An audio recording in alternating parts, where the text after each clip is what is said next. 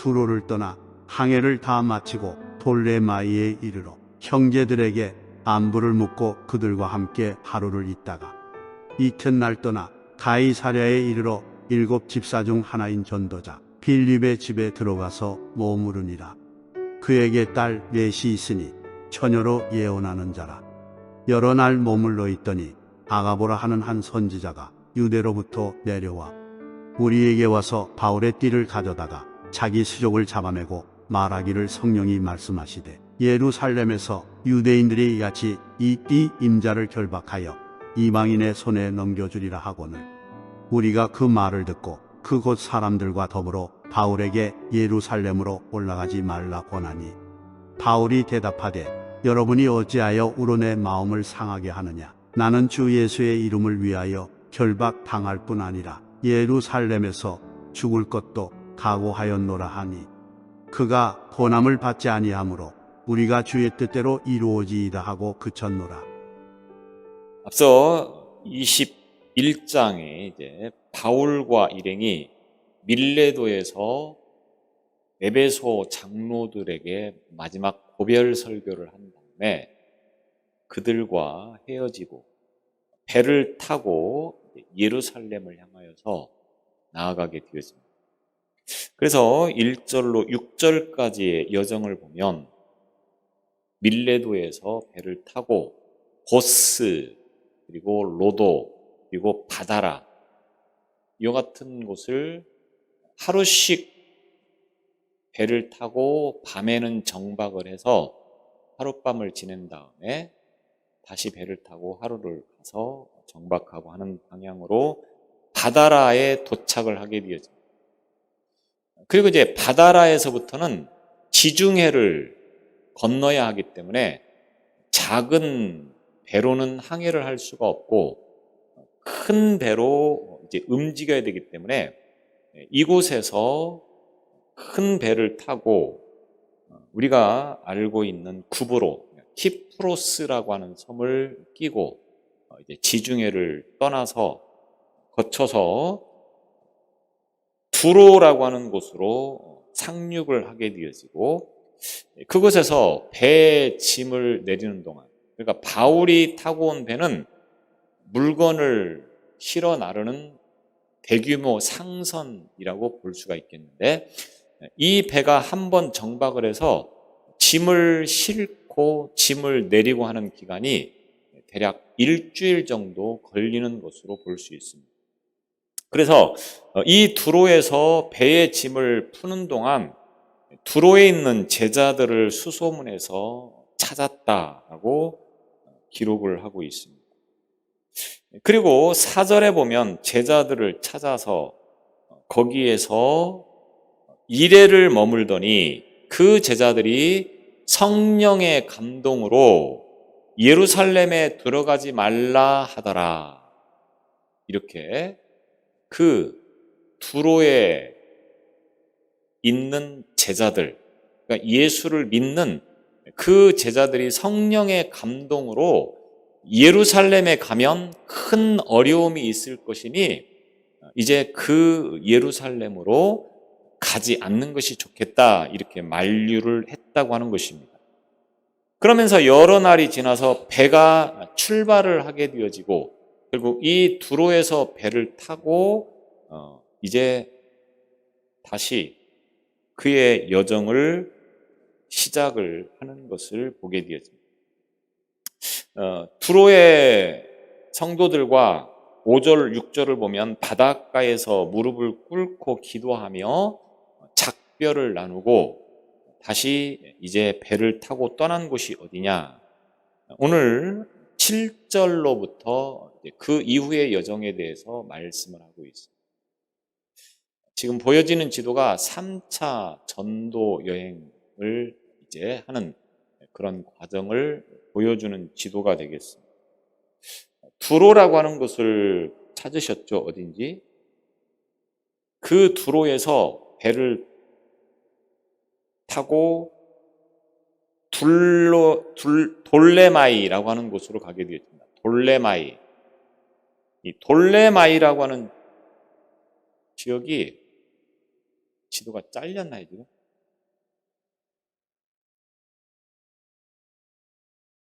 지도를 조금만. 돌레마이라고 하는 곳에 이제 도착을 하게 되어지는데, 이 돌레마이라고 하는 지역은 사사기에 보면 이곳 이름을 악고라고 불리게 되어집니다. 악고. 그래서 여기 지도에는 지금 악고라고 하는 지명으로 표시가 되어 있는데, 이곳에 도착을 해서 그곳에서 형제들에게 안부를 묻고 그들과 함께 하루를 있다가 이렇게 7절에 기록을 해놓고 있습니다. 이 돌레마이라고 하는 지역은 지중해 변에서 상당히 뛰어난 항구로서 당시 이제 해상 무역을 중심으로 해서 보면 이집트와 시리아를 오고 가는 그런 배들이 이제 연결되어지는 어떤 그런 매우 중요한 역할을 하고 있는 항구 도시라고 볼 수가 있겠습니다. 근데 이곳에도 아마 두로처럼 신앙 공동체, 그러니까 오늘날로 말하면 교회가 세워져 있었고 그곳에서 이제 신앙생활을 잘하는 사람들이 있었던 곳으로 봅니다. 그래서 이 돌레마이에서 바울이 그 형제들을 찾았다. 7절에 보면 이렇게 표현하면서 형제들에게 안부를 묻고 그들과 함께 하루를 보냈다. 이렇게 기록을 하고 있습니다. 그런데 두로에서는 그리스도인들을 제자들이라고 불렀습니다. 그런데 이곳 돌레마이에서는 형제들이라고 그렇게 불렀다고 하는 것입니다. 누가가 어떤 의도를 가지고 두로에서는 제자들이라고 불렀고 이곳 돌레마이에서는 형제들이라고 불렀는지를 정확하게 밝히고 있지 않습니다. 그런데 이 누가는 그의 이 서신서들을 통해서 보면, 그가 기록한 이 복음서들을 통해서 보면 누가복음이나 이 사도행전에서 그리스도를 따르는 사람들에 대해서 호칭을 상당히 다양하게 표현하고 있습니다. 제자들 또는 성도들 또는 형제들 또는 하나님의 교회, 이런 명칭들을 사용을 하게 되었습니다. 이 제자들이라고 하는 명칭은 당시 예수님의 12 제자에서 유래가 된 표현이 되겠습니다. 그런데 헬라 철학이 발달하면서 철학적으로 스승과 제자의 관계가 세워지면서 헬라의 그 제자들이 또 스승이 제자들을, 이런 표현들을 쓰면서 점차 교회에서는 이런 표현들을 상당히 줄이게 되어지고 자주 사용하지 않게 되어지면서 대신 성도들 또는 형제들 이렇게 표현을 하는 경우들이 점점 많아지게 됩니다. 성도들이라고 하는 말은 무슨 말입니까? 하나님을 위해서 세상으로부터 부름받아서 구별되어진 거룩한 백성이라고 하는 뜻을 가지고 있습니다. 그러니까 구별된 거룩한 백성들이 곧 성도라고 하는 것입니다. 오늘날도 우리가 성도들이라고 그렇게 말을 합니다. 이 말은 세상으로부터 부름받아서 구별되어진 하나님의 백성들이라고 하는 뜻을 가지고 있는 매우 의미 있는 표현이 되겠습니다. 그래서 우리가 어떤 명칭으로 불리는 것보다는 성도들이라고 하는 표현으로 불리는 것이 가장 영광스럽고 좋은 표현이다, 이렇게 이야기를 할 수가 있겠습니다. 목사, 장로, 권사, 집사, 우리는 이렇게 부르는 것도 나쁜 건 아니고 좋은 것이겠지만 사실은 모든 이 사람들을 한 단어로 표현한다고 하면 성도들이라고 이렇게 표현을 할 수가 있다고 하는 것입니다. 그래서 성도들 이렇게 부르는 표현들을 보게 되었습니다. 또 형제라고 하는 표현을 씁니다. 우리가 그리스도 안에서 하나님을 섬기는 형제와 자매다. 그래서 교회 안에서는 형제, 자매 이렇게 부르는 그런 경우들을 많이 보게 되었습니다. 그래서 하나님에 대한 동일한 믿음과 신앙을 가지고 있는 그러한 성도들의 어떤 표현이 바로 이 형제라고 그렇게 불리게 되었습니다. 그런데 3세기 말경부터 이런 호칭들이 점점점 사라지게 되어집니다. 그것은 기독교가 로마의 국교로 공인이 되어지면서 이전에는 그리스도가 대단히 핍박을 받았기 때문에 숨어서 신앙생활을 해야 되고 또 이렇게 서로 만나도 그리스도인이다 이런 표현을 쉽게 하지를 못합니다. 왜? 그런 표현을 쓰면 큰 곤경을 당할 수 있었기 때문에. 그런데 국교가 되어지면서부터 기독교가 공인이 되어지면서부터는 그리스도인들을 향하여서 그리스도인이다 이렇게 불러도 아무런 문제가 되어지지 않기 때문에 자연스럽게 대부분의 이제 그리스도인들을 그리스도인이다 이렇게 부르기 시작하면서 사실은 이런 호칭들이 조금은 사용되어지는 일이 줄어들었다 이렇게 볼 수가 있겠습니다. 그래서 어쨌든 이 사도행전의 저자였던 누가가 어떤 의도를 가지고 이렇게 구분을 해서 불렀는지는 정확하게 설명되어지지 않지만 누가가 누구를 표현할 때 따로 어떻게 표현한 어떤 특별한 이유가 있었다기보다는 자연스럽게 그가 쓰는 표현들 가운데 하나로 사용한 것이라고 볼 수가 있겠습니다. 여튼 형제들에게 안부를 묻고 그리고 그들과 함께 하루를 있다가 이렇게 표현하고 있습니다. 안부를 묻다 이 말은 우리가 그냥 잘 지내고 있느냐 이런 인사 정도를 할 때 안부를 묻다 이렇게 표현하지 않습니까? 그런데 이 원어에서 보면 이 안부를 묻다고 하는 이 말이 환영하다 또는 영접하다 또는 포옹하다 이런 의미를 가지고 있습니다. 우리가 주로 포옹할 때는 어떤 관계가 포옹을 합니까? 굉장히 친밀한 관계, 대단히 반갑고 기쁨을 표현하기 위해서 포옹하는 그런 표현을 쓰지 않습니까? 그런데 이런 표현이 담겨 있다고 하는 것입니다. 이 말은 결국 무엇을 말하는 것인가?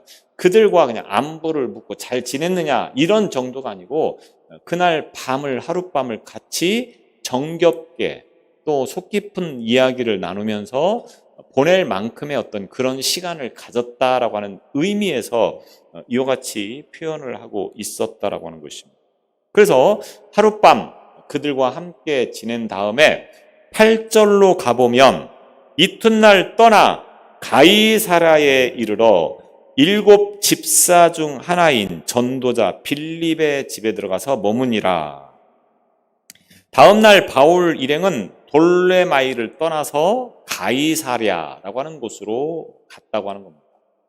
이 돌레마이에서 가이사랴까지는 대략 50에서 60km 정도 되는 거리라고 합니다.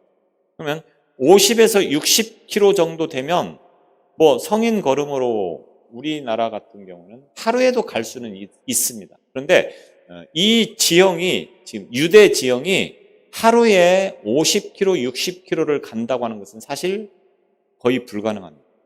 왜? 날씨가 굉장히 뜨겁고 낮에 움직이는 것이 보통 힘든 일이 아니기 때문에 이렇게 하루에 걸어서 가는 거리로는 상당히 먼 거리라고 그렇게 볼 수가 있겠습니다. 저자 누가가 이 거리를 어떻게 갔는지라고 하는 것을 구체적으로 밝히고 있지는 않지만 아마도 돌레마이에서 걸어서 이곳 가이사랴까지 대략 하루 반 정도 내지는 이틀 정도에 걸려서 이곳으로 갔을 것이라고 추측을 하게 되어집니다. 그런데 우리가 이 가이사랴라고 하는 이 지역을 다른 곳에서 봤던 기억이 혹시 날지 모르겠습니다. 예수님께서 제자들에게 사람들이 나를 누구라고 하느냐? 베드로가 예수님을 향해서 고백하죠. 그럼 너희들은 나를 누구라고 하느냐? 그때 베드로가 말하기를 주는 그리스도시요 살아계신 하나님의 아들이십니다. 이런 고백을 한 장소가 어딘지 아십니까? 가이사랴 빌립보라고 하는 지역입니다. 가이사랴 빌립보. 그래서 가이사랴라고 하는 이 이름이 두 곳이 나오는데 이 베드로가 신앙을 고백했던 그 가이사랴 빌립보와 이곳 가이사랴는 굉장히 다른 지역입니다. 이 가이사랴, 지금 이 바울 일행이 와 있는 가이사랴는 해변가에 위치해 있는 지역이고 그 다음에 베드로가 신앙을 고백했던 가이사랴 빌립보는 갈릴리 굉장히 위쪽으로 가서 산지, 그러니까 헬몬산 아래쪽에 위치하고 있는 그런 지역이 바로 이 가이사랴 빌립보라고 하는 것입니다. 그래서 이름은 같지만 사실 전혀 다른 곳이다. 이 가이사랴는 헤롯이 이제 건설한 그런 도시가 되겠습니다. 바닷가 근처가 되겠는데, 제가 성지순례를 하면서 언뜻 기억이 나기는 이 가이사랴 지역이 굉장히 깔끔하게 깨끗하게 잘 갖추어진 도시였던 것을 볼 수 있습니다. 해변이 위치해 있고, 그 다음에 도시를 아주 잘 정돈해서 만들어 놓은 것을 볼 수 있었는데, 이 바닷물이 굉장히 깨끗하고, 그 다음에 지금도 이 건물 유적들, 고대 건물 유적들이 아직도 많이 남아있는 이곳이 바로 이 가이사랴라고 하는 것입니다. 이곳에는 주로 이방인들이 많이 거주를 하고 있는, 로마인들이 와서 많이 거주를 하고 있던 지역이 되겠습니다. 이 바울 일행이 가이사랴에 와서 누구의 집에? 빌립의 집에 머물렀다, 이렇게 이야기하고 있습니다. 근데 누가가 여기서 빌립을 어떻게 소개하고 있습니까? 7 집사 중 하나인 전도자 빌립의 집에 들어가서 이렇게 소개하고 있습니다. 7 집사 중 하나인 전도자 빌립. 그런데 원어 성경을 보면 여기서 7가지는 기록이 되어 있는데 집사라고 하는 단어는 사실상 원어에는 없습니다. 우리 한글 성경으로 번역되는 과정에서 집사라고 하는 단어가 첨가가 된 거죠. 그러니까 우리가 7 집사 이렇게 부르는데, 제가 그때 7 집사에 관한 이야기를 했었던 기억이 나는데, 사실은 원어 성경이나 헬라어에서는 이 집사라고 하는 단어를 쓰지 않습니다. 우리 성경에서도 사실 그때 7사람을 뽑을 때 집사라고 하는 표현을 쓰지 않았습니다. 그런데 여기 보니까 7 집사라고 하는 표현을 썼던 것을 근거로 해서 우리가 그들을 7 집사 이렇게 불렀다고 하는 거죠.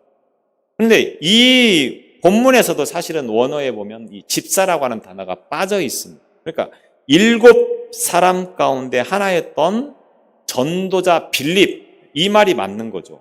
그러니까 원어를 직역하면 7 가운데 하나인 빌립 전도자, 이렇게 되는 겁니다.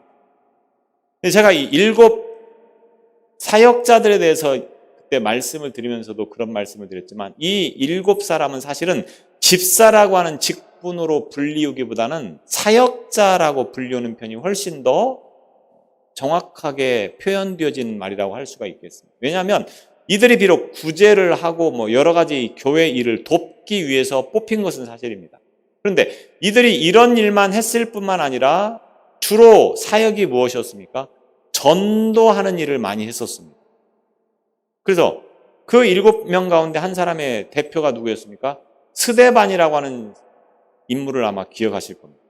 이 스데반이 무엇을 하다가 순교를 당했습니까?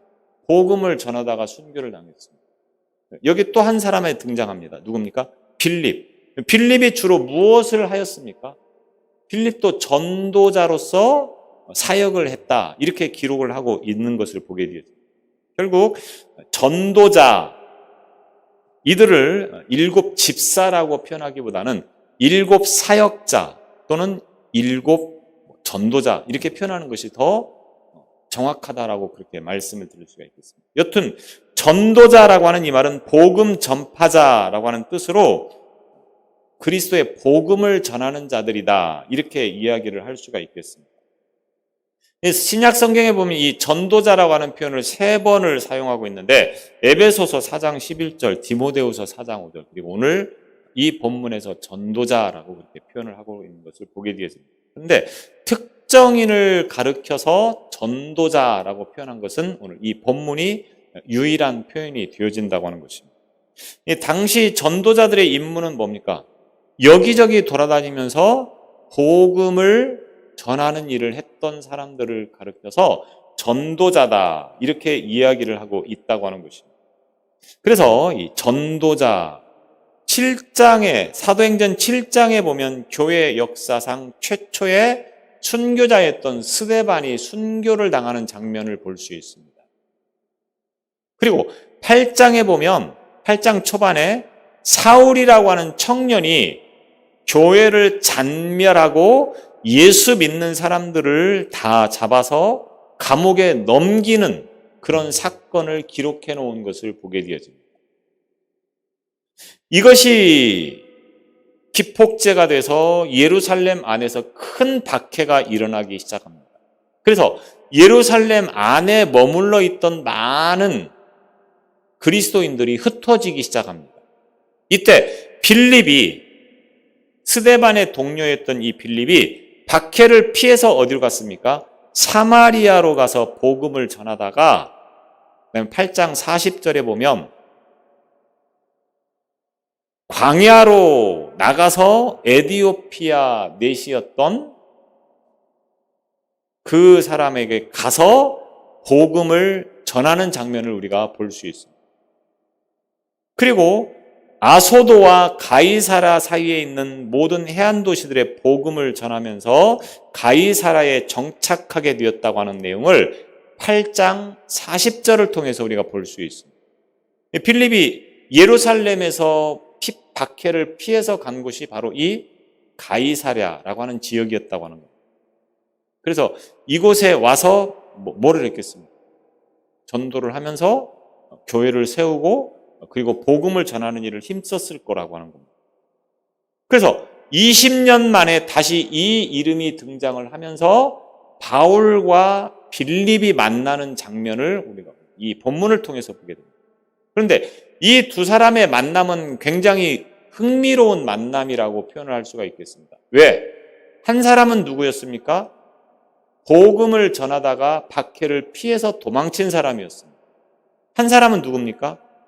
바울이라고 하는 사람이 사울이라고 하는 이름으로 박해를 했던 사람입니다. 그러니까 한 사람은 박해를 받았던 사람이고 한 사람은 박해를 했던 사람이라고 하는 겁니다. 상당히 원수지간이죠. 그런데 오늘 본문에 보면 뭐라고 표현하고 있습니까? 이 두 사람이 함께 만났는데 그것도 어떤 만남입니까? 혼자 만난 것이 아니고 여러 명, 바울 일행이 함께 이 빌립의 집에 가서 그 며칠을 보내는 장면을 오늘 본문에서 기록을 해놓고 있다고 하는 것입니다. 이 원수 같은 두 사람이 어느 순간 친해져서 이렇게 됐는지를 성경은 기록하고 있지 않습니다. 그러나 분명한 것은 이 두 사람이 주님 안에서 지금 복음을 위해서 마음이 하나가 돼서 매우 귀한 사역을 하고 있었다라고 하는 것입니다. 그래서 빌립의 집에 머무는데 혼자 머문 것이 아니고 여러 명이 바울 일행이 함께 그 집에서 머물러 있었다. 며칠 동안? 여러 날 동안.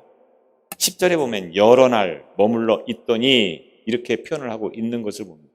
하루 이틀이 아니고 여러 날 이 빌립의 집에서 머물러 있었다고 하는 것은 결국 빌립이 늘 이와 같이 복음을 전하는 그런 사람들에게 이와 같은 대접을 하고 있었던 것으로 우리가 추측을 해보게 되어집니다. 빌립과 누가가 또 이때 처음 만난 것이라고 우리는 볼 수가 있겠습니다.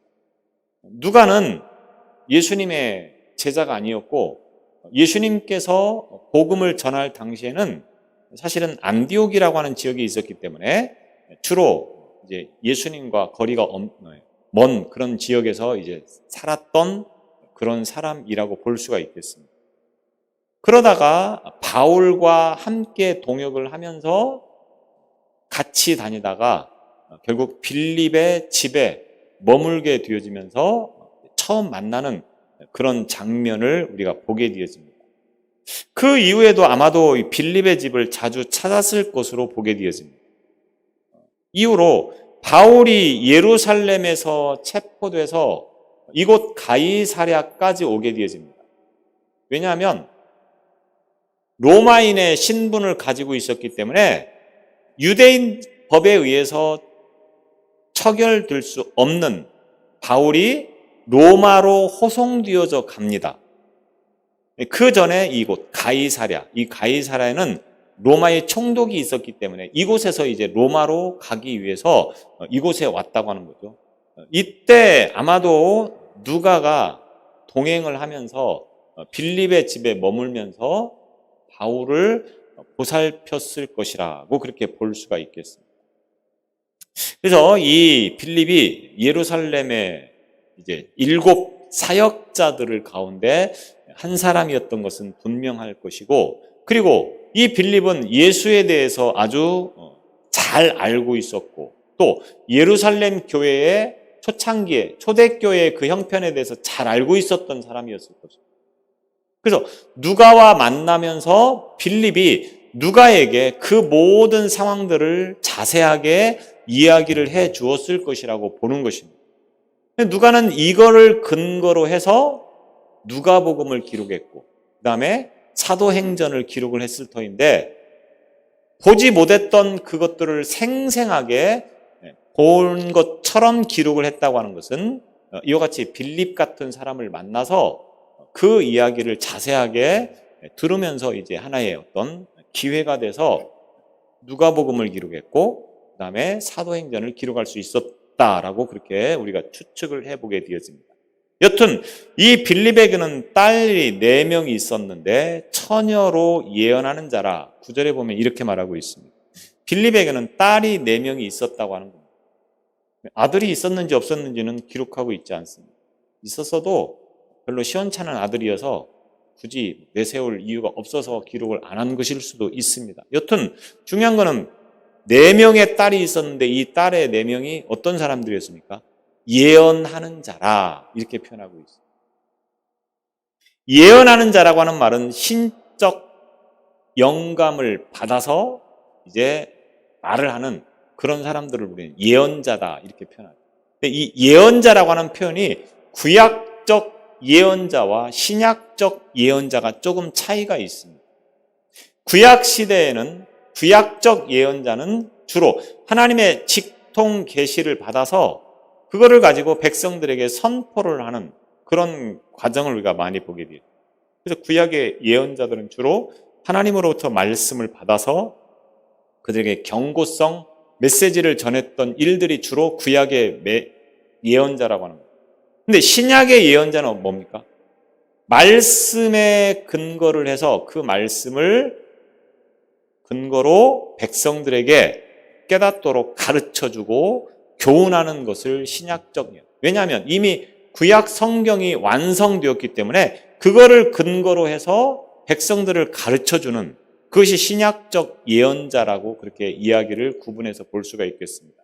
그렇다고 하면 여기서 이 빌립의 딸 넷의 예언은 하나님의 말씀을 근거로 해서 그 말씀들을 가르쳐주는 그런 어떤 예언자, 신약적 예언자라고 표현을 할 수가 있겠습니다. 이들이 이제 더 이상 어떤 것들에 대해서 말을 하고 있지 않지만 기록에 의하면 후에 이들은 가이사랴를 떠나서 아시아라고 하면은 지금의 터키를 중심으로 해서 에베소 이 근처를 말하는 것인데, 이곳에 가서 이제 그들의 여생을 보냈다, 이렇게 전해지는 말이 있기는 합니다. 근데 성경에는 기록되어져 있지 않습니다. 여튼 당시 많은 사람들에게 상당히 알려져 있는 그런 예언자였을 것이다라고 우리가 볼 수가 있겠습니다.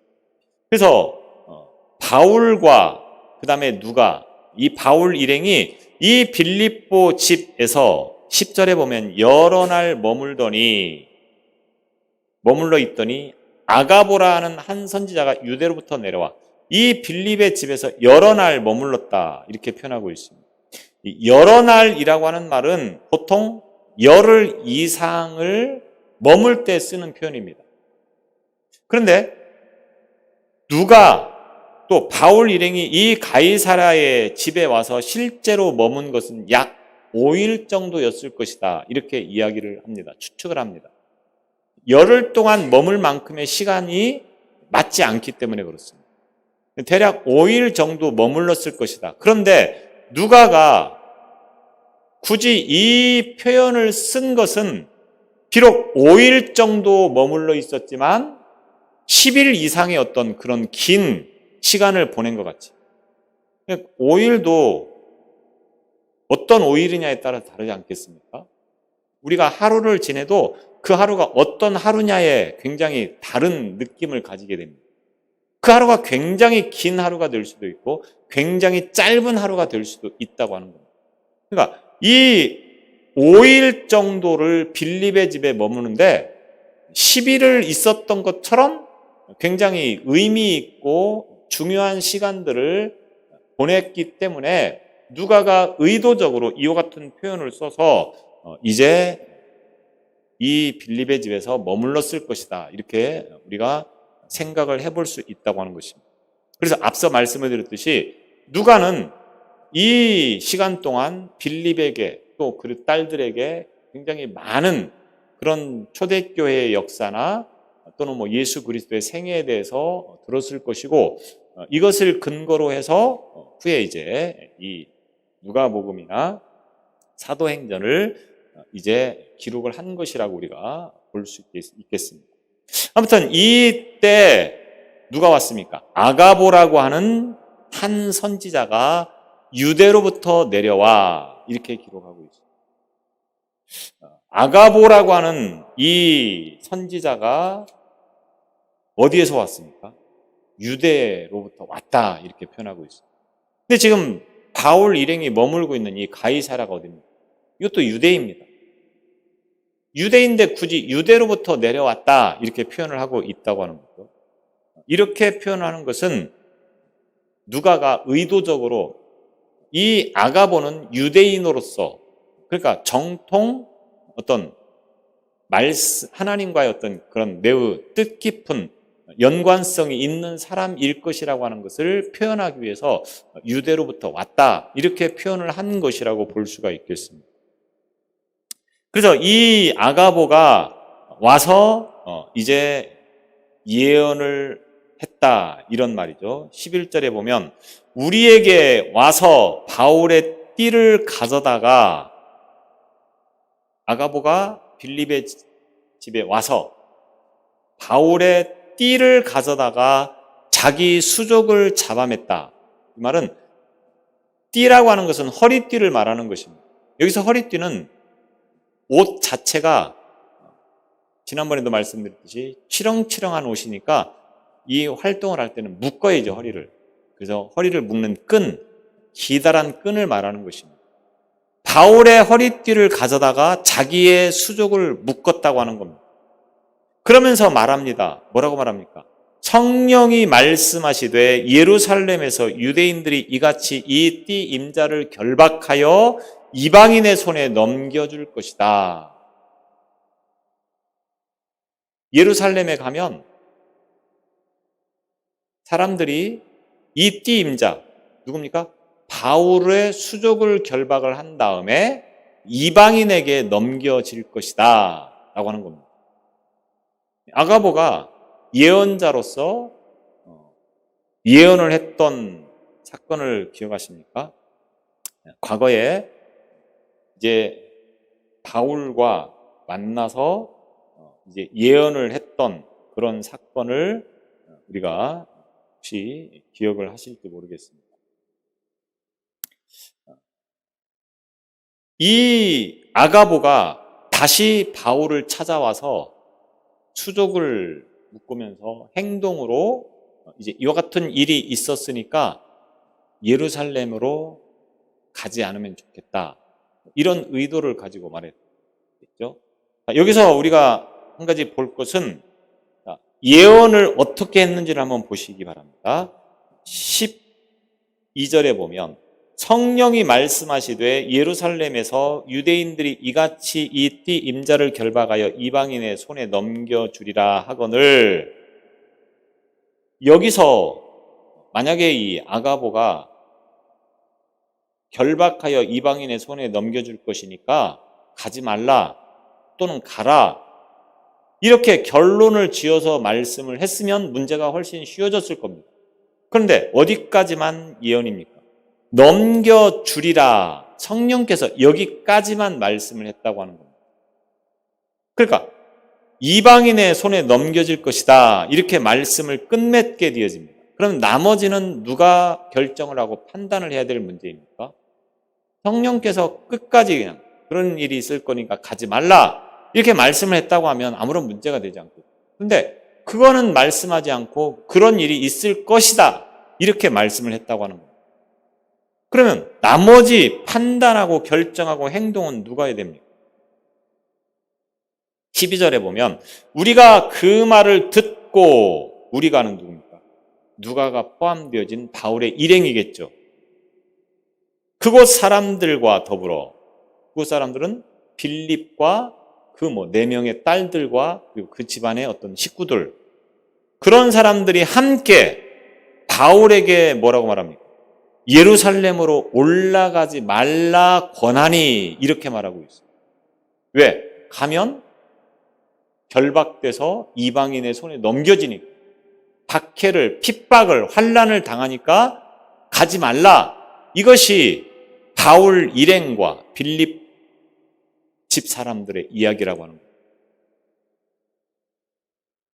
성령께서 예언을 통해서 말씀하신 것은 가면 핍박을 박해를 받는다. 이것까지였고 그러니까 그런 문제가 있을 것이니까 가지 말라. 이것은 누가 말한 겁니까? 바울 함께 했던 사람들의 이야기라고 하는 것이죠. 마태복음 20장 19절에 보면 예수께서 자신의 운명에 대해서 스스로 예언하는 말씀들을 합니다.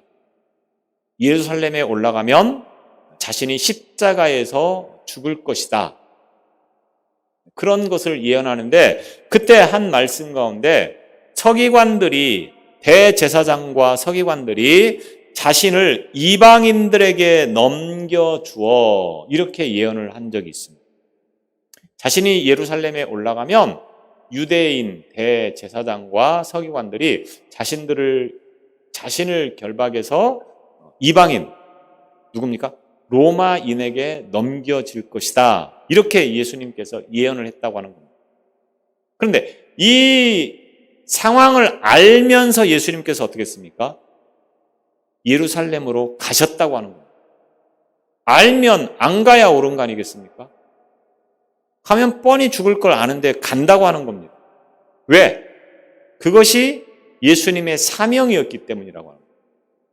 자, 여기서도 바울이 이 아가보의 말을 들으면서 예수님의 이 상황에 대해서 아마 떠올렸을 수도 있겠습니다. 자신도 예수님을 뒤따르는 제자입니다. 그래서 복음을 위해서 자신은 그 어떤 것도 두려워하지 않고 복음만을 위해서 살겠다고 이미 수없이 반복해서 말씀을 했었습니다. 설령 내가 예루살렘에 가서 이런 박해를 받는다 할지라도 나는 복음을 전하는 일을 위해서라면 기꺼이 그 길을 가겠다. 이것이 바울의 믿음이었다라고 하는 겁니다.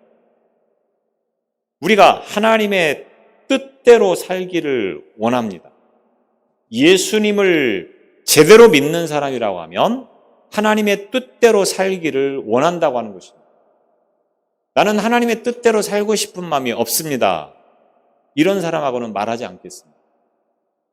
예수님 제대로 믿으면 하나님의 뜻대로 살겠습니다. 여러분이 그렇게 생각하실 줄로 압니다.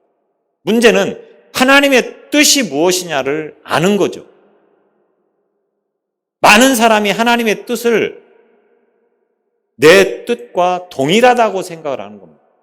예수를 믿으면 내가 세상에서 억울한 일을 당하면 하나님께서 능력을 휘둘르셔서 나의 억울함을 풀어주시기를 원합니다.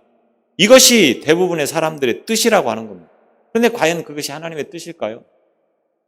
우리가 혹시 억울한 일을 당했는데 하나님이 즉각 내 억울함을 풀어줬습니까? 혹시 그런 일도 있을 수도 있겠지만 대부분은 그렇지 않습니다. 하나님은 오늘 우리가 억울한 일을 당해도 전혀 요동하지 않습니다. 그게 하나님의 뜻입니다. 왜?